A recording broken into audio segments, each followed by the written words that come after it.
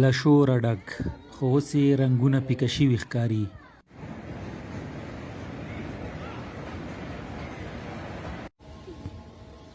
د کابل پارک شهر چې یو وخت پکې د پښو ایښودو ځای نه و، خو د نوي حکومت په راتګ سره د کورنیو او عامو ښاریانو تګ راتګ کمرنګه دی.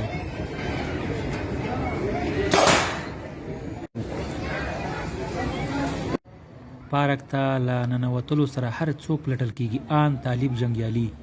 له دوی وسلې اخیستل کېږي او بیا پارک ته د ورننوتلو اجازه لري. د کابل ښار پارک شهر دی. دلته پخوا ډېره ګڼه ګوڼه وه، ښځینه او نارینه راتله، خو اوس د ښځینهو کمرنګي هم شته او هغه ښځینه چې راځي په حجاب کې لیدل کېږي. د تېرو اونیو پرتله دا اونۍ ګڼه ګوڼه بیخي کمه شوې ده او ډېر څوک نه درستل کېږي.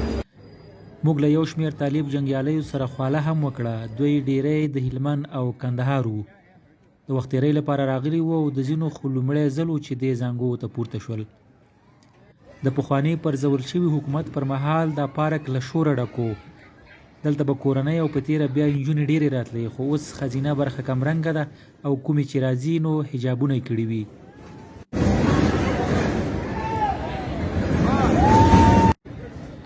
دلته بهرني خبریالان هم لیدل کېږي چې د طالبانو او کابل ښاریانو ګډ وخت تېری عکاسي کوه.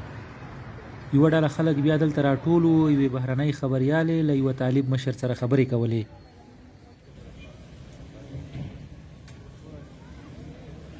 که څه هم کابل کې ژوند کرار عادي حالت ته ورستنېږي، خو دغه ډول تفریحي ځایونه کمرنګه کېږي. په تېره بیا هغه چې نجونې ورته راتلې